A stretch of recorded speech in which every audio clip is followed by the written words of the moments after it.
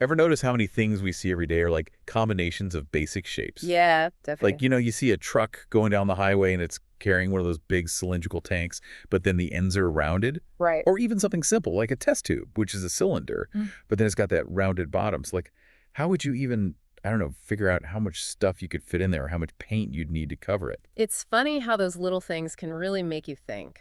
And that's exactly what we're going to deep dive into today. Sounds good. So you sent over some super interesting stuff about calculating the surface area and volume of these kind of objects that are made up of these more basic solid shapes. Yeah, it's fascinating how we can break down complex shapes into these simpler forms like cubes and cones and cylinders and spheres, even hemispheres, which are just half a sphere.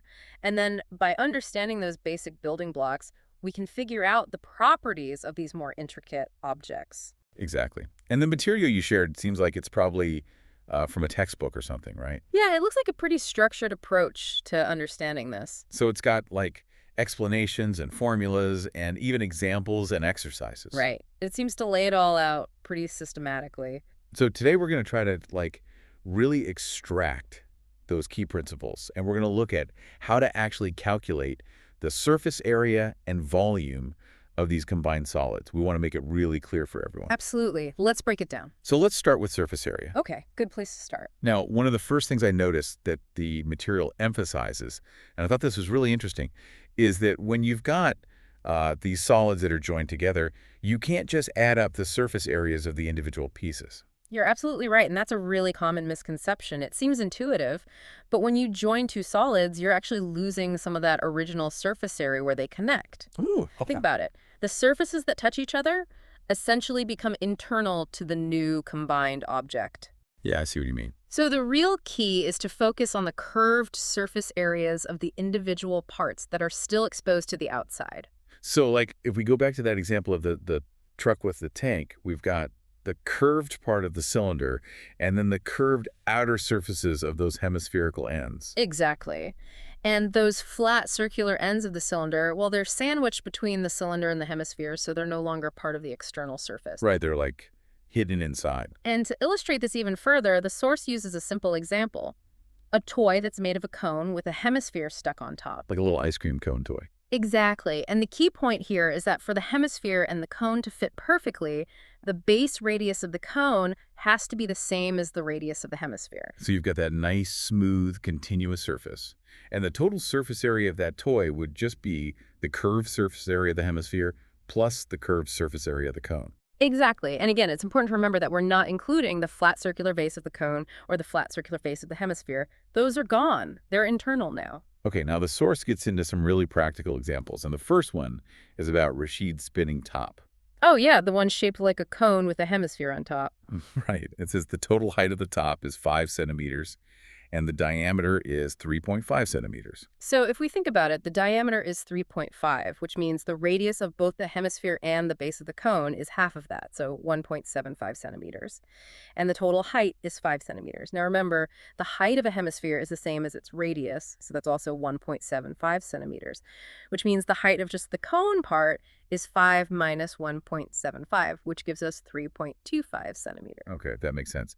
So to figure out how much area Rashid needs to paint, we need the curved surface area of the hemisphere and the curved surface area of the cone. Absolutely. Now, the curved surface area of hemisphere, the source reminds us, is 2 Panhard shafts, so we can plug in our radius of 1.75 centimeters there. Right. And for the cone, the curved surface area is Hall, where all is the slant height. Okay, but we don't know the slant height. We do know the cone's height, which is 3.25 centimeters, and we know the radius, which is 1.75 centimeters. So we can use the good old Pythagorean theorem, remember that? Ah, yes.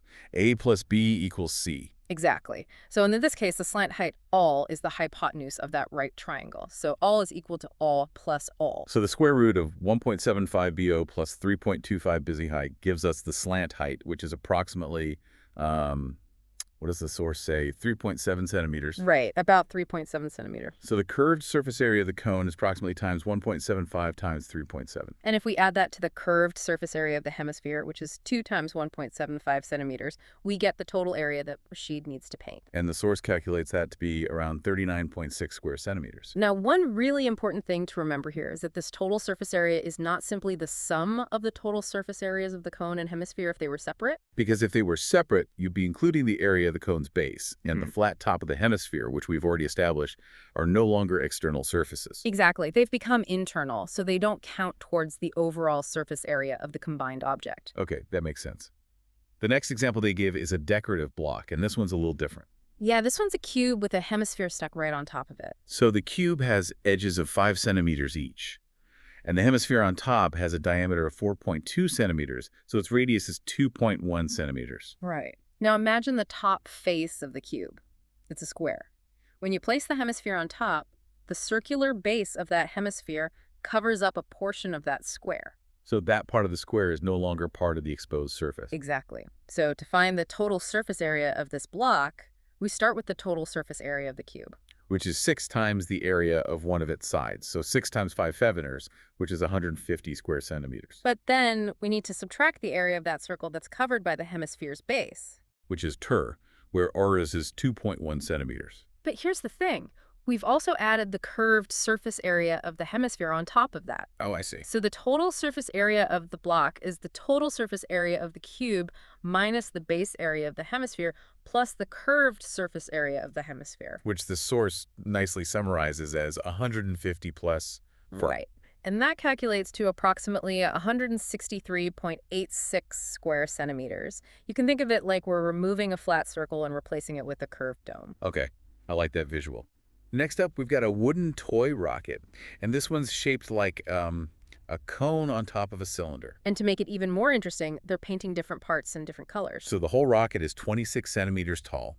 The cone at the top is 6 centimeters high, and its base has a diameter of 5 centimeters, so a radius of 2.5 centimeters. And the cylinder underneath has a base diameter of 3 centimeters, so a radius of 1.5 centimeters. And they're painting the cone orange and the cylinder yellow. Makes sense. Now, for the orange part, we need the curved surface area of the cone, but then there's that extra bit at the bottom where the cone's base is wider than the cylinder it's sitting on. Oh, right. Because the cone has a larger base, there's that ring around the bottom that also needs to be painted orange. Exactly. So the total area to be painted orange is the curved surface area of the cone plus the area of the cone's base minus the area of the cylinder's base, because that part is covered up. The source gives a handy formula for this. 4 plus 4 minus 4, where r is the cone's radius, and r is the cylinder's radius. Right. And they also calculate the slant height all of the cone to be 6.5 centimeters. So if we plug in all those values, the area to be painted orange is about 63.585 square centimeter. Okay, and now for the yellow part, the cylinder, we need its curved surface area, which is two-way. But we also need to add the area of one of the cylinder's bases, because the other base is presumably the bottom of the whole rocket. Right, so the total area to be painted yellow is 2 pars plus r. Or we could factor that as 2 times 2 pars plus. And plugging in our values, the cylinder's radius of 1.5 centimeters and its height, which is 20 centimeters, because that's the total height of 26, minus the 6 centimeters of the cone. That gives us an area of about 195.465 square centimeters to be painted yellow. It's interesting how that change in base radius between the cone and the cylinder creates that extra little bit of area on the cone. Absolutely. It highlights how important it is to pay close attention to which surfaces are actually on the outside.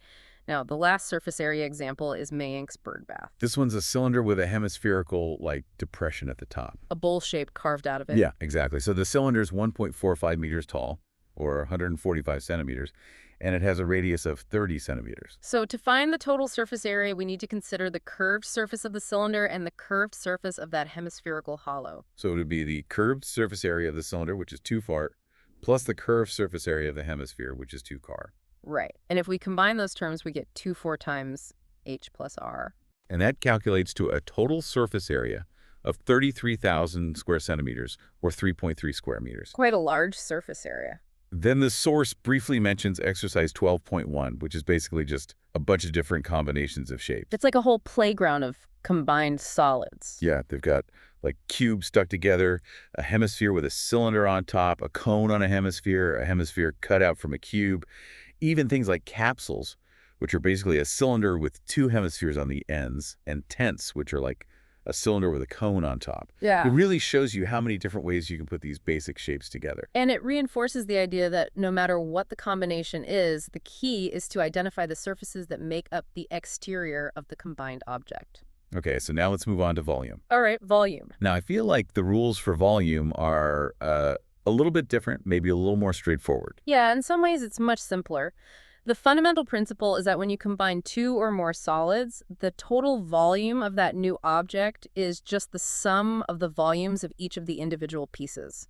So no matter how you put them together, the total amount of space they take up doesn't change. Exactly. No volume is lost or gained in the process of joining them. It's like if you had a container with two separate compartments, the total amount it could hold would be the sum of what each compartment could hold on its own. Yeah, that makes sense. It goes back to the basic principle that you can't create or destroy matter just by rearranging it. So if we think about that truck container again, the total volume it could carry would be the volume of the cylindrical part plus the volume of the two hemispherical ends. Precisely. Yeah. And the source gives some really good examples to illustrate this. The first one is Shantae's shed. Right, that's the one that's shaped like a rectangular box with a half cylinder on top. Yeah, a kind of modified barn shape. So the base of the shed is 7 meters by 15 meters, and the height of just the rectangular box part is 8 meters.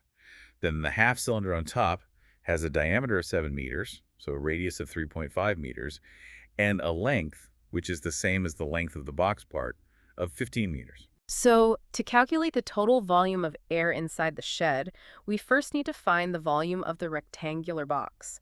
That's just length times width times height. So 15 times 7 times 8 cubic meters. Right.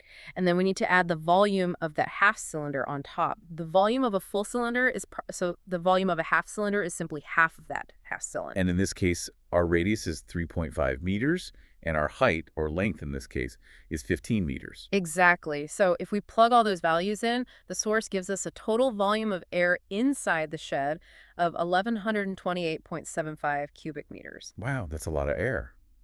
And then the source actually goes a step further and talks about how the space taken up by machinery and the people working inside would reduce that amount of air. It's a really practical application of these volume calculations. Yeah, because in the real world, it's not just about the total volume of a space, but also about how much of that space is actually usable. Absolutely. The next example they give is the juice cellar's glass, and this one highlights how the design of an object can affect its capacity. Right, this is the glass that's shaped like a cylinder, but it has that raised hemispherical bottom on the inside. So it looks like it can hold more than it actually can. Exactly. So the inner diameter of the glass is 5 centimeters, which means the radius is 2.5 centimeters. And the height of just the cylindrical part is 10 centimeters. Now, what's interesting here is the distinction between what we might call the apparent capacity and the actual capacity, So the apparent capacity is the volume of the cylinder if it were completely hollow. which is just tra. Right.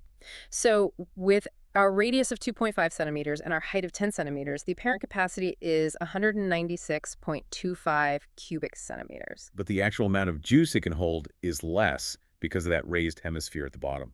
So we need to figure out the volume of that hemisphere and subtract it from the apparent capacity. Now, the volume of a sphere is 43 psi, which means the volume of a hemisphere is half of that, 23 psi. So with our radius of 2.5 centimeters, the volume of that raised hemisphere is about 32.71 cubic centimeters. Right, so the actual capacity of the glass is the apparent capacity minus the volume of the hemisphere, which works out to 163.54 cubic centimeters. It's like a clever little design trick. It is. It makes the glass seem bigger than it really is in terms of how much it can hold. And it shows how even small internal features can significantly affect volume.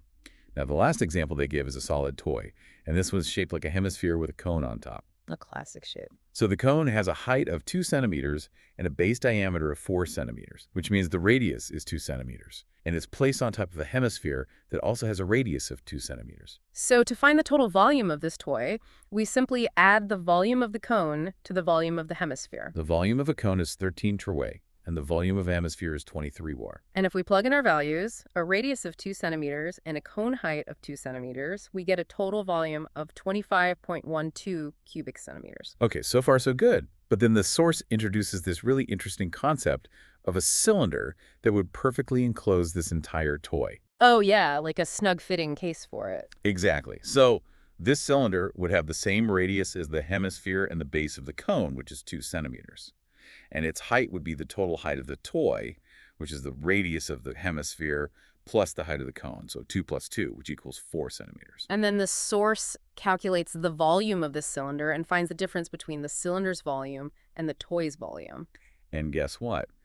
That difference also turns out to be 25.12 cubic centimeters. Wow, that's really amazing. It's like there's some kind of hidden symmetry or relationship going on there. Absolutely. It hints at some really elegant geometric principles at play. And finally, the source mentions exercise 12.2, which is, again, just a ton of different combinations of solids. It's like they're throwing everything they can think of at us.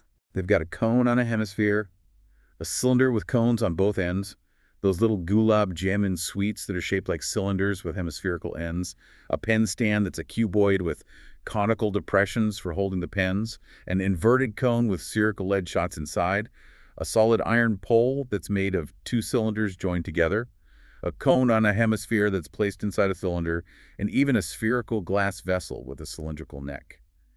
It's like they're showing us that these volume principles apply to all sorts of things we see in the real world. Absolutely. It reinforces the idea that these combinations of shapes are everywhere, and understanding their volumes is essential in so many different contexts.